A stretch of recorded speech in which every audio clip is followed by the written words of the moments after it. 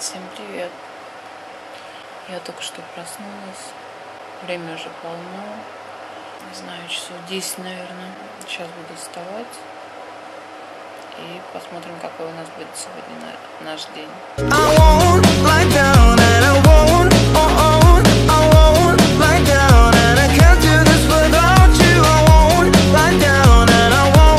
Сегодня я не знаю пока еще, куда мы идем. Сегодня я работаю с видео, делаю монтаж, потом делаю апплоуд и прописываю. Сегодня у меня работа с видео, то, что я вчера наснимала. Вот. А тут что? Привет. Привет. Смотри, что было сколько Саша. А что так жарко? А Дэнни еще спит. Дэнни спит как-то в другую сторону на кровати. А что, кондиционер не работает? Очень горячий. Горячее? Да. Что горячее? Нету кондиционера. Ладно, включить кондиционер. Только окно надо закрыть. Так, ну что, завтракать будете? Ну, хорошо. Когда ты сразу уселась играть, а кто будет кровать убирать? Ну, я буду пойдет, и я скажу тебе. Ну все, мы пошли свои кровать убирать. Малик, ты зубы почистила? Да. Точно или обманщица? Правда. Правда? Ну что, чистите зубы? Да. Ну тогда ты тоже чисти зубы. А я почистила. Ну давай. Что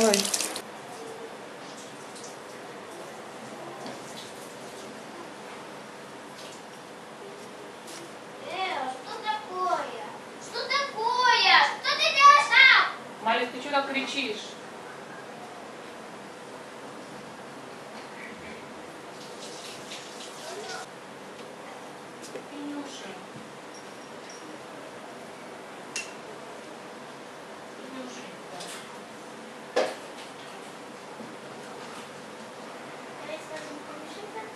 Нет, надо сейчас корм поменять, пока отпускать никуда не надо.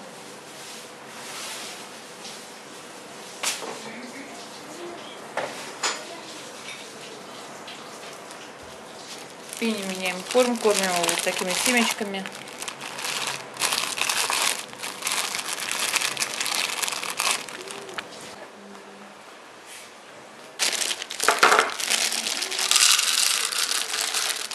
Давай. Ты что, Пини, одичал? Я спасла. Почистил? Да. Я спасла. Не надо открыть бумагу. Воду налей ему, воду Пини поменяй. Мальчик. Тебе сегодня принесут девочку, правда? Пинюше мальчику принесут сегодня девочку. Майя, аккуратно, а то... Я не знаю. Не знаю. Моя скрин. Правда? Да я купила. И раз. И два. Три. Зачем кидаться мяч? Нажимал. Ура. Ура. Осторожно, нога, берегись. Берегись. Посмотрим, что у нас на завтрак. Есть у нас вот такой фина, хлеб. Имеет сыр вот такой. Немного колбасы. Йогурт. Садись вот сюда на камеру. Двигайся немножко. Так, ну что? Что, давай пей. С ланчем? Вот, не хочешь чай? Носи свой чай.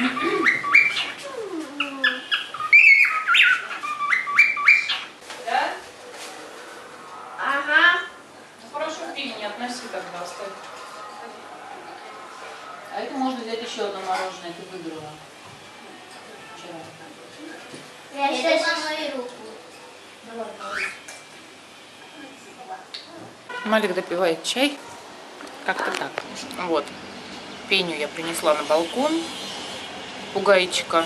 Потому что наша девочка случайно улетела. Я пойду сейчас мыться. И потом сяду за работу. Монтировать видео. Смотреть, какая ситуация. Читать ваши комментарии. Вот. А сейчас мы будем кушать макароны. Да, макароны спагетти с курицей, с картошкой. И пить пепси. Думала сначала поднимать эту тему или не поднимать. И как бы неприятно это. Но потом я решила, что все-таки, наверное, нужно это обговорить. Для того, чтобы... Возможно, кто-то не обладает нужной информацией. Возможно, у кого-то какие-то есть предубеждения или заблуждения. Первая тема, которую сегодня мы обсудим, это тема никабов. Вот никаб — это как бы материал, кусок материала, который покрывает ваше лицо и, соответственно, снизу одевается платье абая. Я хотела поговорить именно о необходимости этого для наших соотечественниц, которые приезжают в Египет и, как говорится, одевают никаб. Я говорю со своей, как бы, не просто так рассуждаю, у меня опыт ношения никаба почти 1,5 года, год и 4 месяца. Поэтому, как говорится, я знаю, о чем я говорю. Вот первое, почему не стоит одевать никаб нашим женщинам. Во-первых, вас должны знать в лицо. Вы гражданин другого государства. Вот. И поэтому египтяне должны вас знать в лицо. Вот. И не для того, чтобы вы были, чтобы вас узнавали по вашим детям или еще как-то. Вас никто видеть не будет. Дело в том, что у вас будет создаваться ошибочное представление, что вас знают все, и что вы, потому что вы всех видите, вы все знаете. Но вас на самом деле никто не знает и не видит, и никто не имеет ни малейшего понятия, как вы выглядите. Так как вы гражданин другого государства, вас должны знать в лицо. И в Египте это первая, самая и необходимая вещь, потому что вы будете контактировать с людьми. Особенно если, одно дело, если ваш муж приехал вместе с вами, и вы, как говорится, там проходите обучение, и потом вы планируете уехать обратно на территорию там бывшего Советского Союза, вот, на просторы России или там каких-то других республик. Это один вопрос. Другое дело, когда ваш муж египтянин, и он все время находится на работе, а вы со своей стороны будете все время находиться дома, заниматься, там, отводить детей в школу или приводить, решать какие-то вопросы. Поэтому я настоятельно рекомендую не носить никаб, а ходить с лицом, чтобы люди вас знали, чтобы вы, когда вы приходите, не то, что там умар или какая-то там такая-то, которую никто не видит. Любые проблемы, которые у вас будут возникать, вам нужно быть с лицом. То есть это для вашей же, я имею в виду женщин, девушек, которые проживают или собираются проживать на территории Египта. Это для вашего же блага и для вашего же спокойствия. Потому что если вас никто не будет знать в лицо, куда бы вы ни пришли, если у вас возникли какие-то проблемы с мужем, если вам нужно обратиться в полицию, если вам нужно поехать в любое заведение, на вас везде будут смотреть косо, и везде у вас будет недопонимание. И никто вас не будет воспринимать серьезно. Потому что серьезно человека воспринимают только тогда, когда у него есть лицо. Потому что если вы носите никаб, все какие-то, кто-то вас обидел, кто-то вас обманул, кто-то еще что-то. Вас не видели, вас не знают, вас не определят, даже если совершено какое-то там преступление было или еще что-то. Поэтому вы должны быть, вы гражданин другого государства. Вы не живете здесь по шариату, вы живете в Республике Египет. В Республике Египет конституция. И поэтому у всех есть паспорт. У вас, вот ваш паспорт — это ваше лицо. Поэтому я не рекомендую вообще ни с какой стороны носить никак. Во-вторых, это языковой барьер. Если вас будут сложно очень понимать, и будут определять, что вы иностранка по вашему акценту, и будут пытаться каким-то образом этим воспользоваться. И вас должны знать в лицо. И в Египте это основное. И вы не думайте, что вас будут уважать только потому, что вы в никабе. Нет, будут пытаться воспользоваться, что вы в никабе, обмануть, каким-то образом еще что-то. Поэтому я не рекомендую носить никаб. Это то, что я не говорю про хиджаб. Хиджаб это как бы... Я имею в виду, чтобы ваше лицо было видно, чтобы люди, египтяне, знали вас в лицо. Вы гражданин другого государства. Вы не гражданин Египта. И в то время, пока ваш муж будет находиться на работе, вы будете ходить в магазин, отводить, переводить детей, там еще что-то, ходить на какие-то... Все, что угодно. Вас должны знать лицо. Учителя, школа, ваши соседи. Это не должна быть какая-то тень, которая ходит, приходит и не знает, кто это. Какие-то узнают вас только по детям. Здесь нет шариата, здесь конституция в Египте, поэтому нужно, чтобы вас знали в лицо. Я не буду вдаваться дальше в подробности. Вот. Следующий момент, который я хотела обсудить, по поводу женского обрезания. Вот, не так давно, несколько дней назад, произошел трагический случай, и я об этом случае узнала через нашу группу, которая по Египту. Вот, было написано, что потом этот пост был удален, что 5-летняя девочка скончалась от обрезания после того, как ей было проведено обрезание. Значит, первое, что хочу сказать, что насколько по этому посту я могла определить, что у этой девочки мама русская, не русская, с Украины, и именно девочке было проведено это обрезание во время отсутствия матери, когда она уехала на Украину. Насколько я поняла, это было так.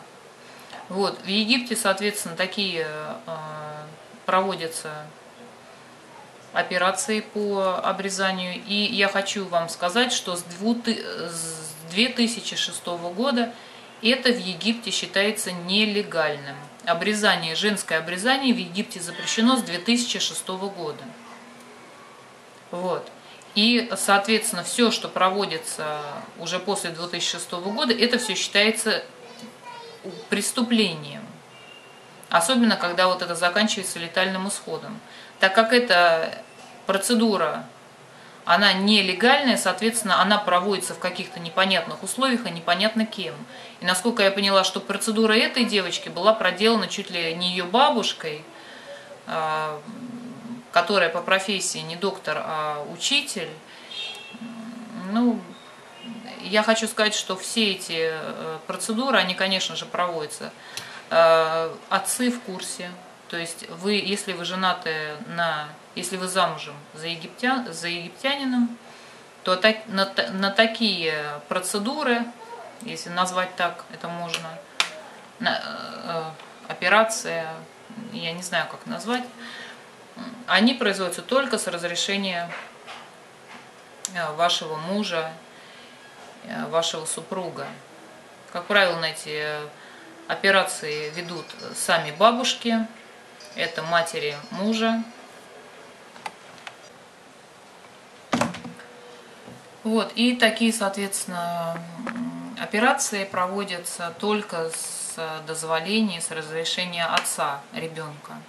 То есть, если проходит такая операция, то, конечно же, в курсе и отец, то есть он обязательно, потому что матери их никогда не будут делать без их разрешения. Вот. И что я еще хотела сказать? Это уголовно наказуемо, и это считается преступлением. Наказанию подлежит тот непосредственно доктор или тот человек, который проводит эту операцию. Вот. По поводу тех, кто привели, родители, либо там бабки, дядьки, там неважно, есть наказание, но я так понимаю, что наказание условное. Если вы чувствуете, что есть какая-то такая угроза, что ваш муж может втихаря ваших дочерей или сделать обрезание, если у вас есть подозрения, старайтесь, соответственно, не оставлять с ними. У меня нету, как говорится, панацеи, как с этим бороться, если у вас в семье, если вы чувствуете, что ваш муж может, как говорится, явиться причиной того, что вашим дочерям будет сделано обрезание. Но единственное, что с своей стороны могу посоветовать, если у вас возникают какие-то проблемы, вы в первую очередь, как если вы там россиянка или украинка или из любой другой страны, вы должны знать, где у вас находится поблизости самый близкий к вам полицейский участок. Вот. И любые проблемы, которые у вас возникают, если, предположим, ваш муж, предположим, распускать руки начал, или еще хуже, если там прошло такое обрезание, сразу же обращайтесь в близлежащее к вам отделение полиции и там составляйте заявление, обращайтесь в полицию. Вот. В любом полицейском участке есть люди, которые разговаривают на английском языке. Если вы знаете арабский, как говорится, еще лучше. Но даже если вы не знаете арабского языка, английского вполне будет достаточно. Если ваш муж начал на вас распускать руки, если произошел какой-то инцидент, который требует вмешательства соответствующих органов, обязательно обращайтесь в полицейский участок, который находится вблизи вас, и вам, поверьте, не откажут, потому что у египтян очень жестко, особенно полиция, они не пустят это дело на самотек. Не думайте, что здесь никому нету до вас дела. Обязательно обращайтесь, если у вас есть какие-то проблемы, если есть какие-то угрозы, еще что-то. Полиция обязательно примет меры. Ну вот, у меня был инцидент с моим мужем несколько лет назад, когда он пробовал поднять на меня руку. И, соответственно, у меня был небольшой синяк на руке. Вот, и я сразу же взяла сына, и мы с ним пошли в полицию. И, к моему удивлению, полицейские очень быстро откликнулись, повезли меня на медицинское освидетельствование. И как бы сказали мне, что если я сейчас пройду освидетельствование, то, соответственно, его посадят. Я попросила, так как он у нас единственный кормилец в семье, как бы, и я попросила то, чтобы его предупредили, припугнули. Что и сделала полиция, они его как бы поставили на учет. Даже полицейский в течение какого-то времени нам звонил и спрашивал, как дела. И после этого никаких таких вещей у нас не повторялось. Так что настоятельно вам рекомендую, девушки, женщины, кто живет на территории Египта, обязательно знайте, где ваш находится ближайший полицейский участок. И если что-то, сразу же, как говорится, обращайтесь туда, не доводите до критической ситуации, до дебилизма.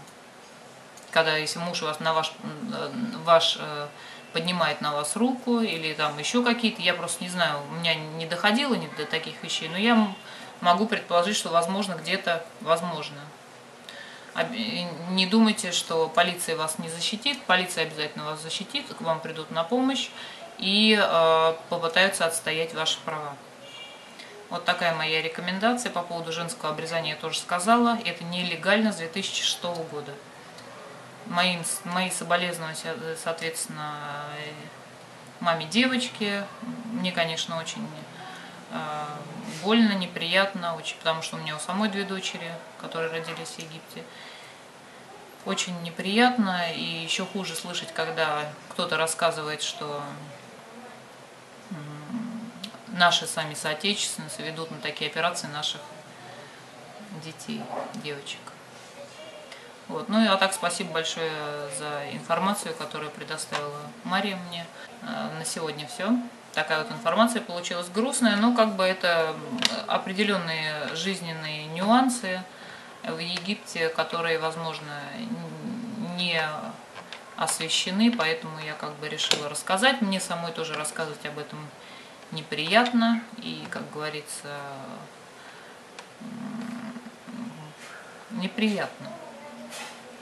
Вот. И самое плохое, что во всей этой ситуации с обрезанием, что та рука, которая привела этого ребенка, то есть отец, бабушка, вот это, они не несут никакого наказания. То есть будет наказан доктор, а вот эти подонки, сволочи, которые, они не будут наказаны. Вот это мне больше всего жалко, и вот это меня больше всего расстраивает. И именно поэтому я хотела поделиться вот это, не поделиться, а просто высказать свое мнение. Мне очень неприятно, мне очень жалко, что так произошло.